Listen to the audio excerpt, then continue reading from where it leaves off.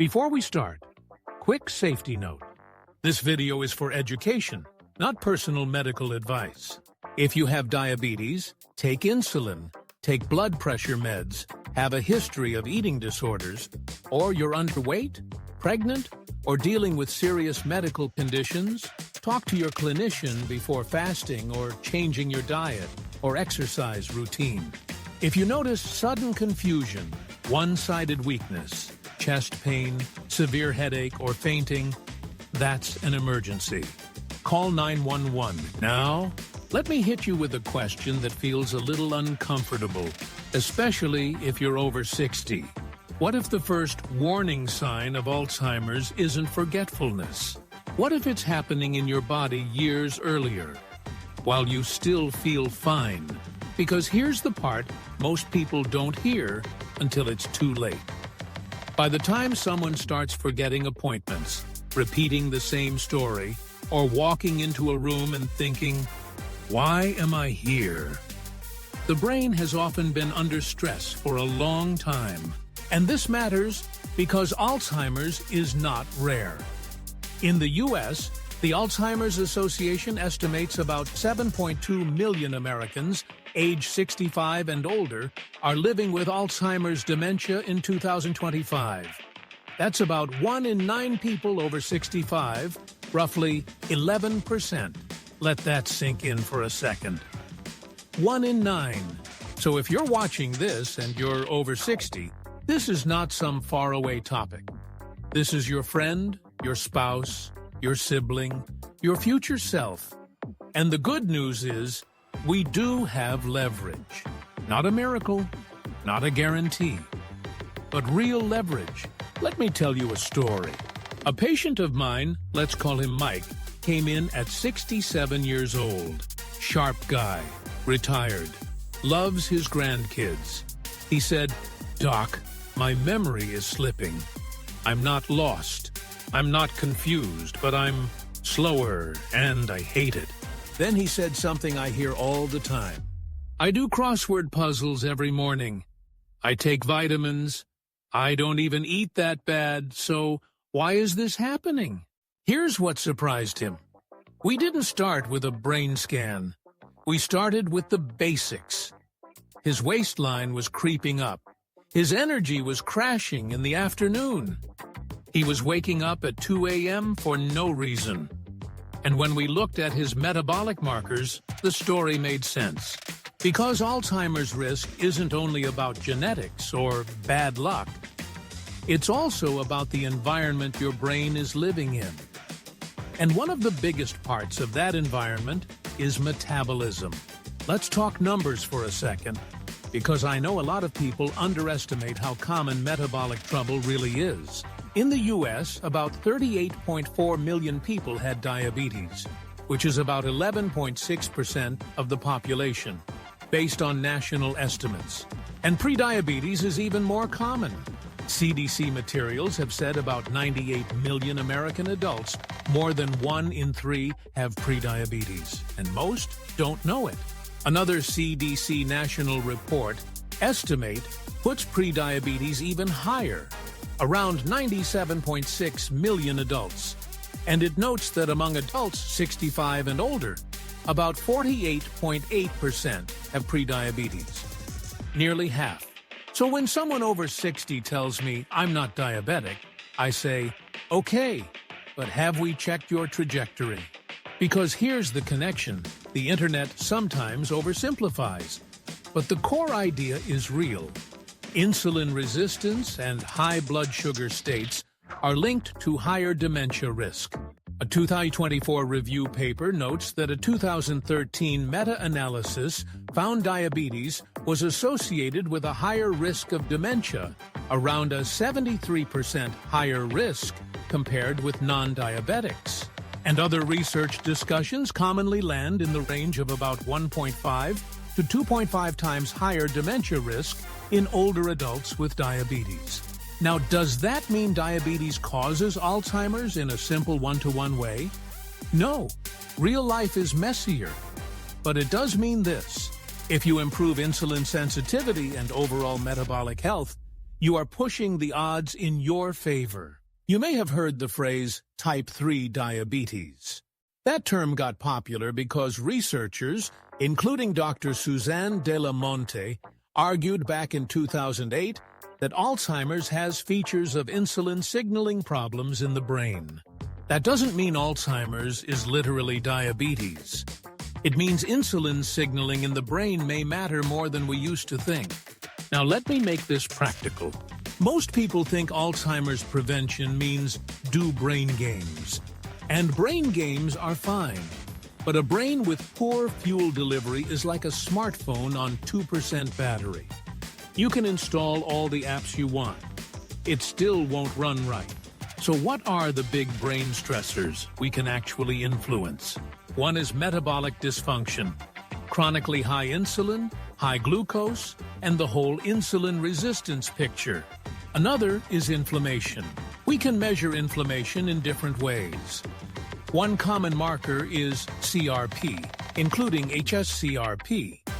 The research isn't perfectly consistent in every population, but multiple studies have found that higher CRP is associated with greater risk of cognitive decline or dementia. And the third is chronic stress. Stress doesn't just feel bad. It changes your sleep, your blood pressure, your eating, your activity, your hormones. And that combination can absolutely affect memory over time. Now here's where I'm going to be very honest with you. There is currently no cure for Alzheimer's disease. The U.S. National Institute on Aging states clearly that there are currently no known interventions that will cure Alzheimer's. So I'm not going to sell you a fantasy. What I can tell you is that prevention and slowing decline are real targets, and lifestyle can make a measurable difference in risk. The Lancet Commission's 2024 report estimated that around 45% of dementia cases are potentially preventable by addressing modifiable risk factors across life. That's not one magic habit. That's a whole set of levers. But it tells you something hopeful. A big chunk of risk is not destiny. So let's talk about a simple daily framework, especially for people over 60, that focuses on three things: fuel, flow, and calm. Fuel means your brain's energy system. Flow means blood flow and oxygen delivery. Calm means downshifting the stress response so your brain can recover. First, fuel. I'm not here to tell every 65-year-old to go hardcore keto. That can be unsafe for some people, especially on certain medications. But I am saying this. A consistent overnight fasting window can be a powerful reset signal for many people. For a lot of adults, a 12-hour overnight fast is a safe starting point. For some, 14 hours. And for a smaller group, 16 hours. Again, if you have diabetes meds, talk to your clinician first. Safety first. Why does this matter?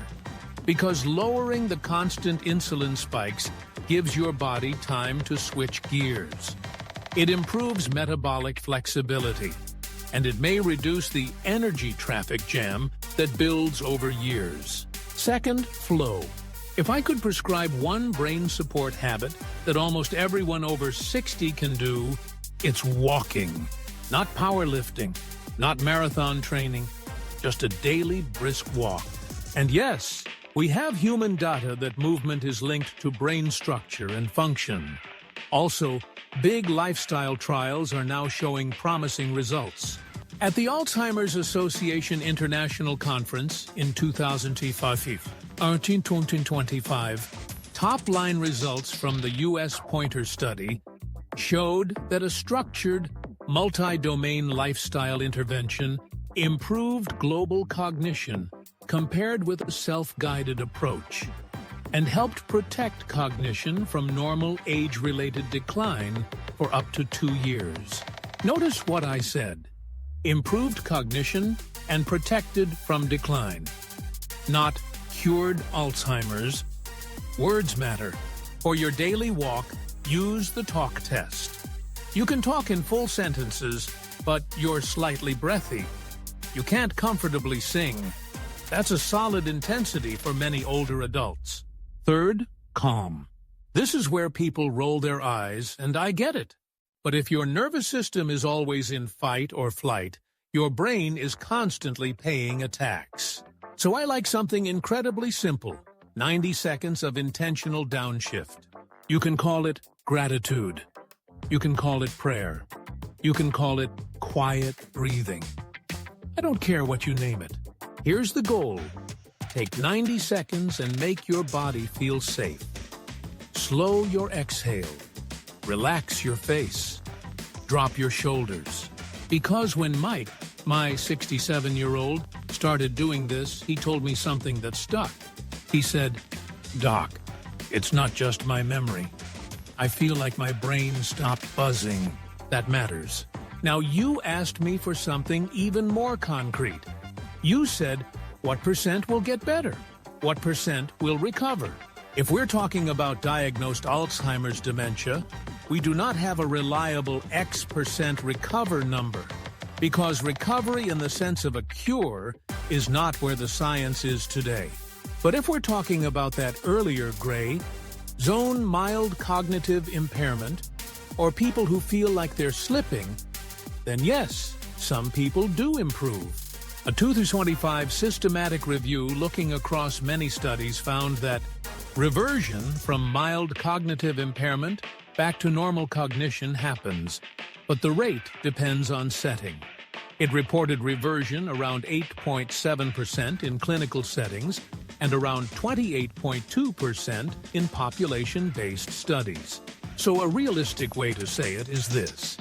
If you are in the early zone, improvement is possible for a meaningful minority of people, not everyone, but enough that it's worth taking seriously. And even if you never revert, slowing decline is still a win. Protecting independence is a win. Keeping your personality, your stories, your ability to recognize your family, that's a win. Now let me give you a quick starting tomorrow plan that's simple, realistic, and aimed at an American audience over 60. Tonight, finish dinner and set a kitchen closing time. Maybe 7 p.m., maybe 8 p.m. Then stop snacking. Water is fine. Tomorrow morning, delay breakfast. Even if it's just an extra hour. Build toward a 12-hour overnight fasting window first. Then, take a 15-minute brisk walk. If you can do it outside in daylight, even better. And finally, take 90 seconds. Sit, breathe. Say one thing you're grateful for that is specific. Not my life. Something real. My granddaughter's laugh. My knees still work. I can still drive. Make it physical and true.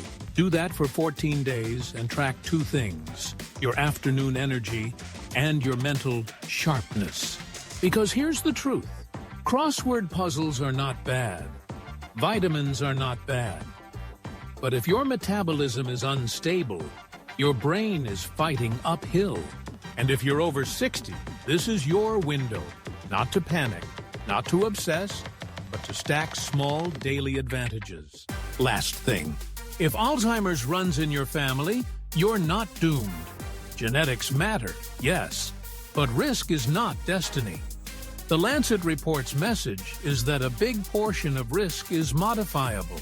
So if you're 62, 68, 74, and you're thinking, I wish I started earlier, listen to me. Earlier is nice, but today is still powerful. If this helped you, share it with someone over 60 that you care about. Not to scare them, to give them a simple plan. And remember, safety first. If you're on medications or you have medical conditions, bring this plan to your clinician and ask, how can I do this safely? Your brain is worth that conversation.